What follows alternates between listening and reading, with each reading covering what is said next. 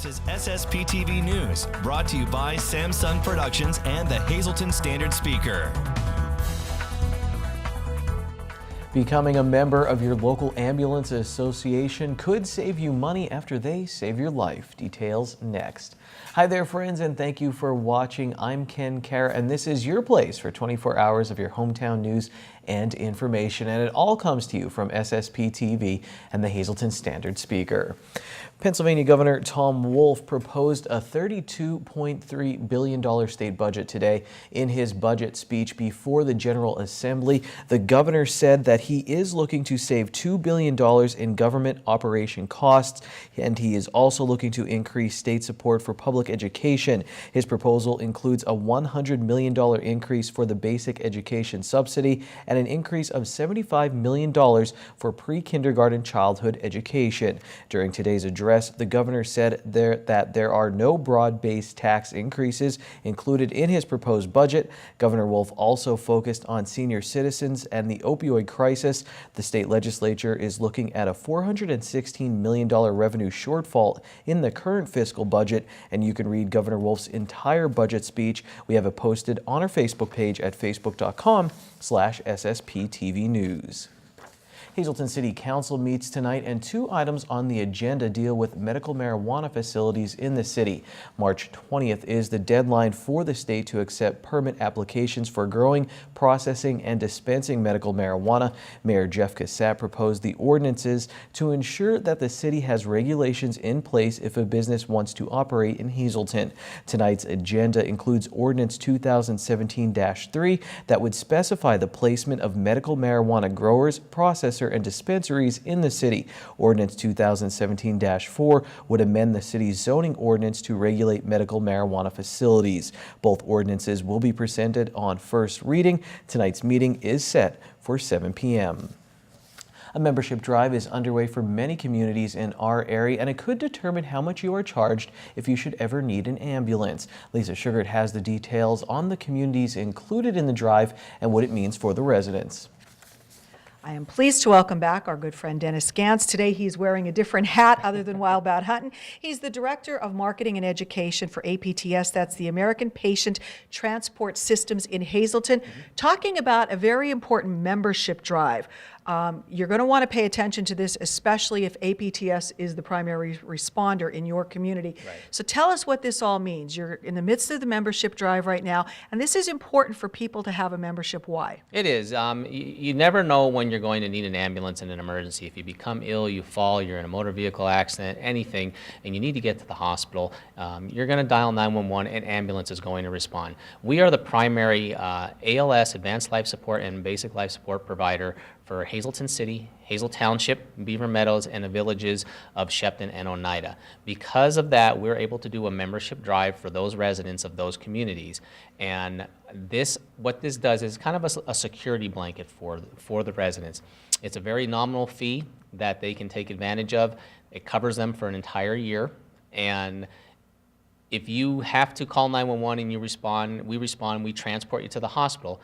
We obviously bill your health insurance, and then whatever your health insurance pays, if there is a balance or a difference that would have been billed to you, but because you're a member of APTS, you're not responsible for the balance. We write that balance off, so you never receive an ambulance bill from us. We receive whatever your insurance pays, and that is that.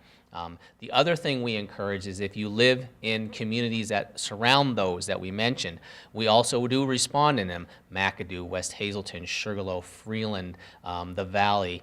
We encourage you to participate and join the membership drives that those ambulances offer for the residents of those communities, because with our billing agreements, if we respond in as either the primary ALS provider or a backup to those services if they're out on another emergency, and we happen to transport you, we honor that membership. So you're still covered. You don't have to join APTS. We don't encourage you to join APTS. We encourage you to support your local community ambulance.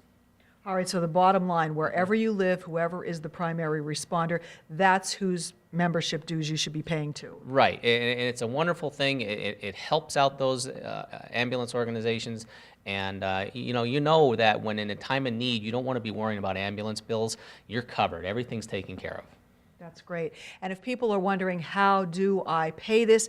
You could do it online, but you send out notices in the mail as well. Right. If you're a current member of APTS, you should have received your membership information in the mail already. If you live in all of those areas, they went out last week. If you didn't receive it, you can either call us down at the office at our membership hotline, or you can go to our website, www.aptsems.com. You can either download the form right off the website, or you can join right on the website. We've made that available now that you can just join the membership right there.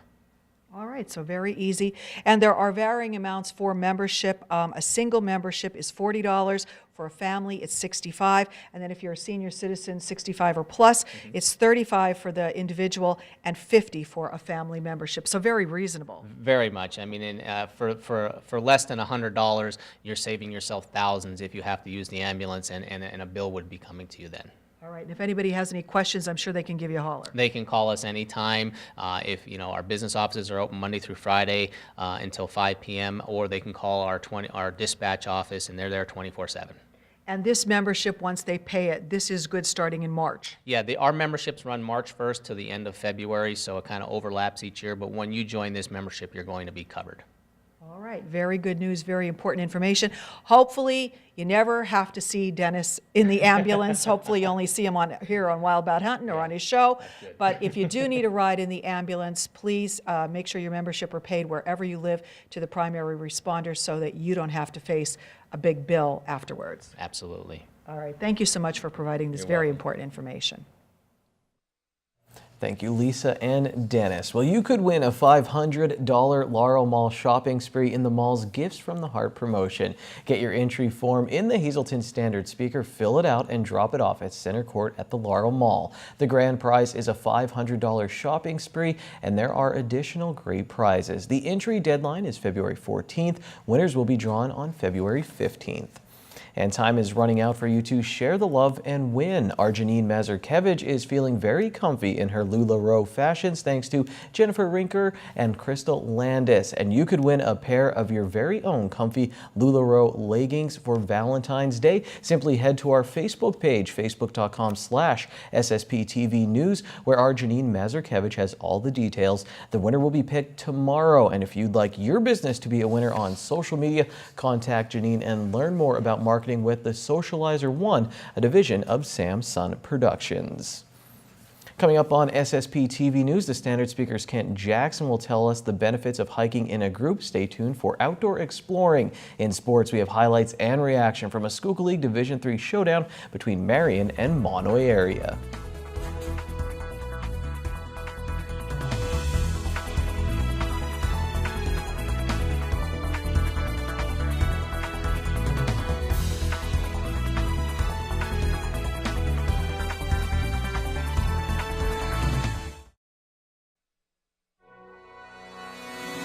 This is SSPTV News, brought to you by Samsung Productions and the Hazelton Standard Speaker.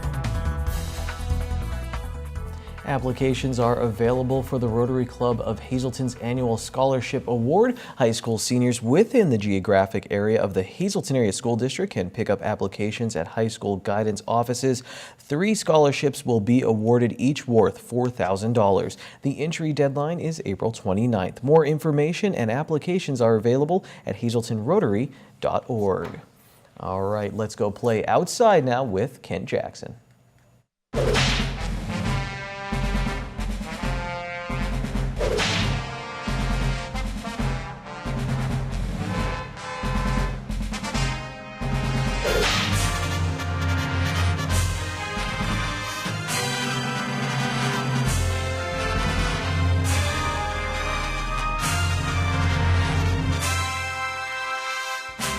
I went out for a walk with the Susquehanna Trailers Hiking Club.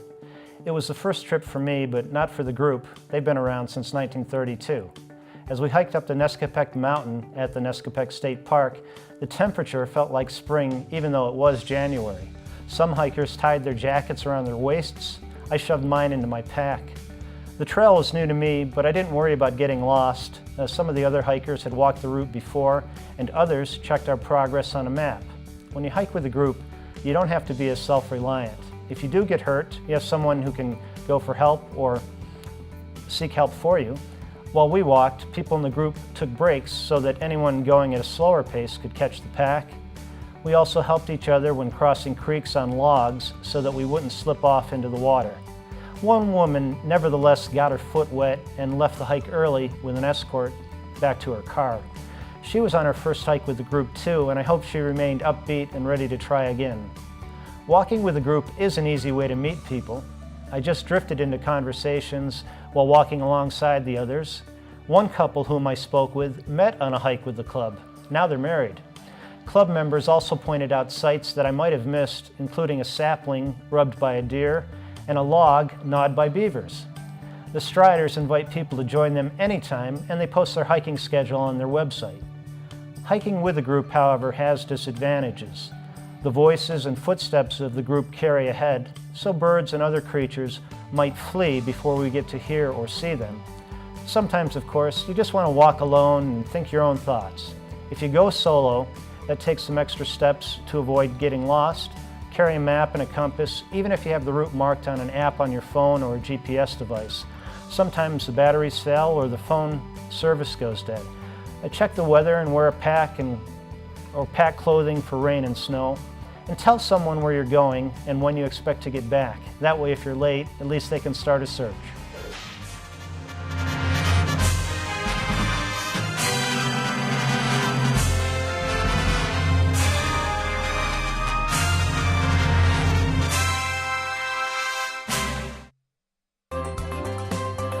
Time now for weather on SSPTV News.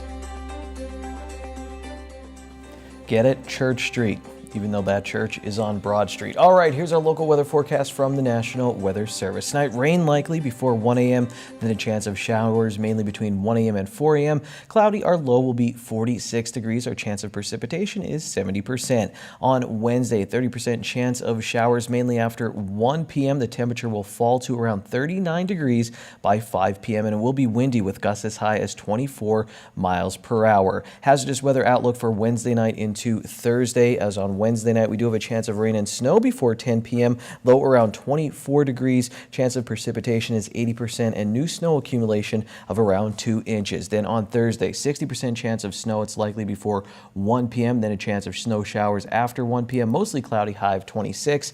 Thursday night, 30% chance of snow showers before 1 a.m., partly cloudy, low of 12 degrees. Friday, mostly sunny with a high near 28, and then Friday night, 30% chance of snow showers, mostly cloudy. We'll have a low of 22 degrees. Saturday, mostly cloudy with a high near 38, and Saturday night, 40% chance of rain and snow showers before 10 p.m., mostly cloudy with a low around 31 degrees.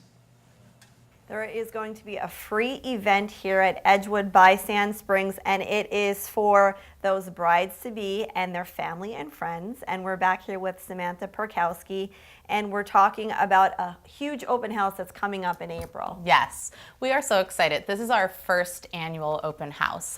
So this is really a kickoff to the new year and a kickoff to our brand new venue as well. So we are inviting future brides, our already booked brides. We're inviting the public here as well. You don't even necessarily need to be a bride, so you can be someone who is looking to plan any sort of special event, and we would love to have you come and see our open house, what we do have to offer, and meet some of our preferred vendors as well. Because a lot has changed here since Sand Springs actually took over Edgewood. Yes. It is a renovated, completely renovated facility. You have to step in, you have to come in here by foot to see actually what has transpired over the last couple of months.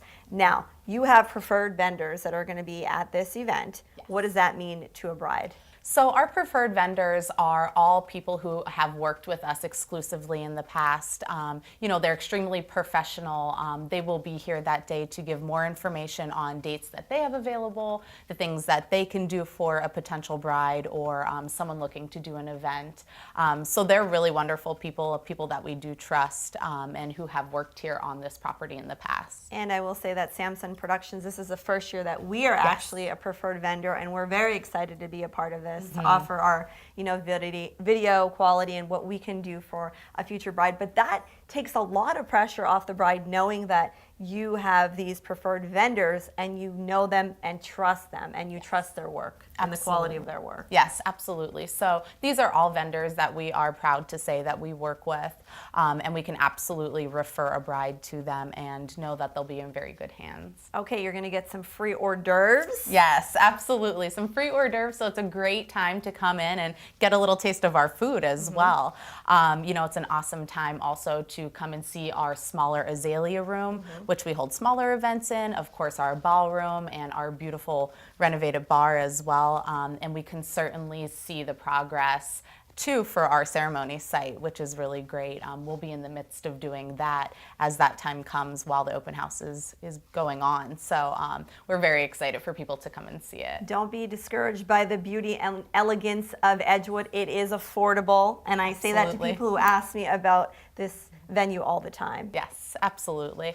It really is, and we have, you know, a package for everyone. And also too, if you're working within a budget, you know, we can certainly customize things for you as well. All right, well, thanks for joining us here on SSPTV News. We'll see you next week. Thanks for that, Janine. And before we go to break, here's your midday winning lottery numbers. Pick 2, 5, 8, pick 3. Hey, the 570 and pick 4, 1, 8, 2, 3, and pick 5, 6, 3, 4, 0, 4. When we come back, highlights from Marion's big win over Monomoy area in girls basketball.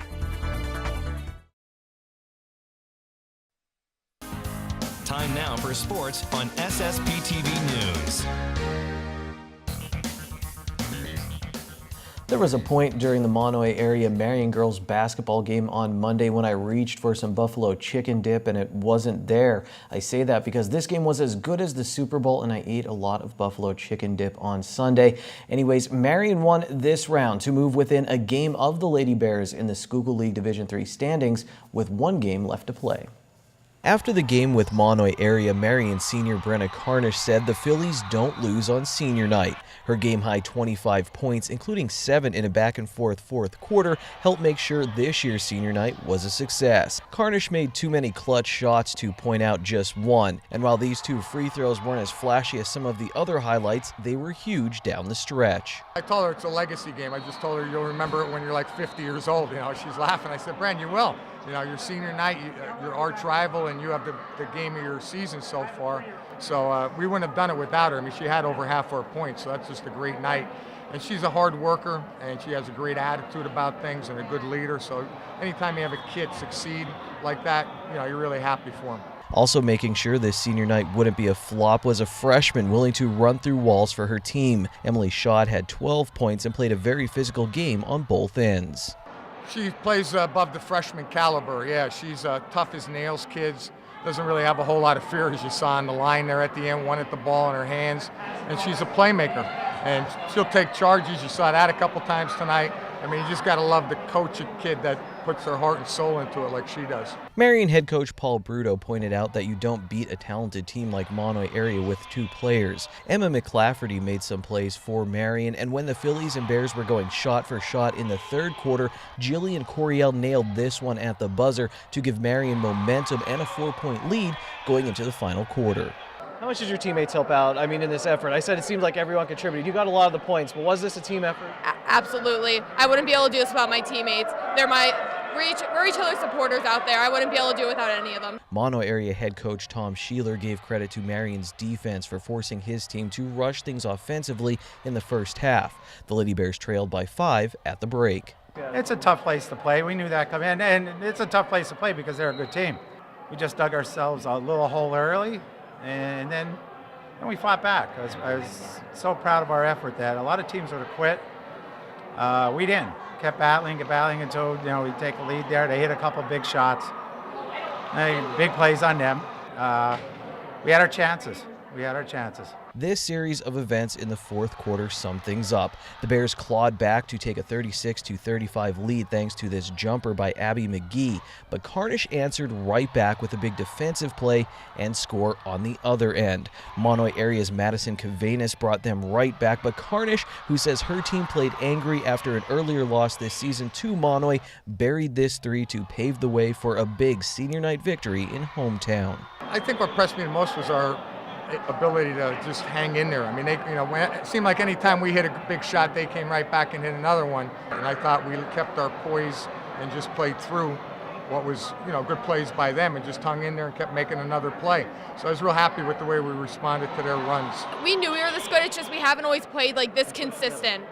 Although this was a big confidence boost, especially for us going into districts, we need as much confidence as we can get. So We may get to see a round 3 between these two teams in the District 11 AA playoffs. I'll bring the Buffalo Chicken Dip.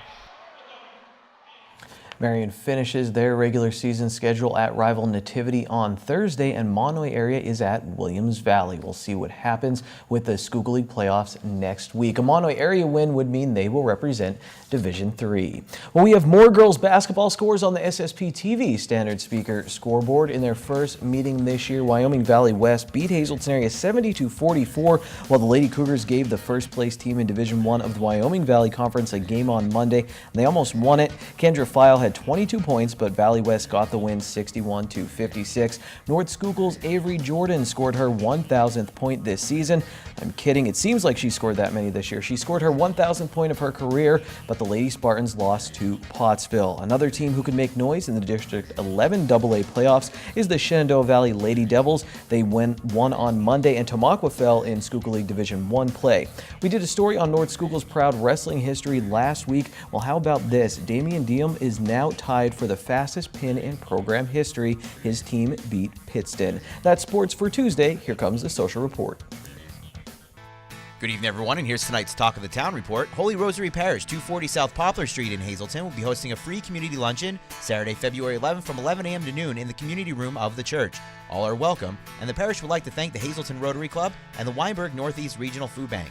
And finally, the Hazleton Rotary Club is now accepting applications for their annual scholarship award. These applications are available in area high school guidance offices. 3 scholarships will be awarded this year, with each applicant submitting an essay, letter of recommendation, and other materials. The deadline is April 29th. That's tonight's Talk of the Town. SSPTV News would like to send sincere condolences to the family and friends of these recently departed.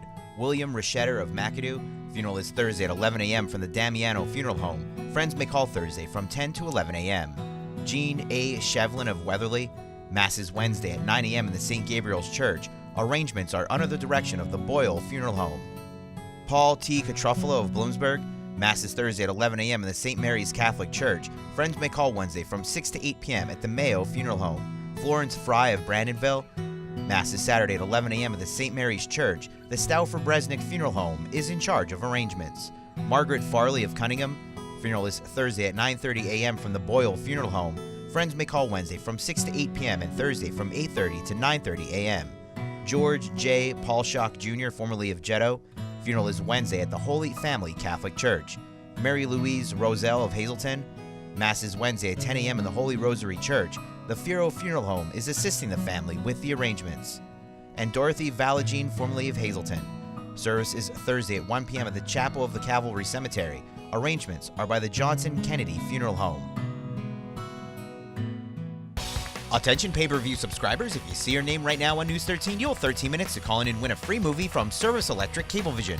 Our winner tonight is Clyde Warner of Freeland. Clyde, if you're watching, give us a call, 570-455-7267, extension 104.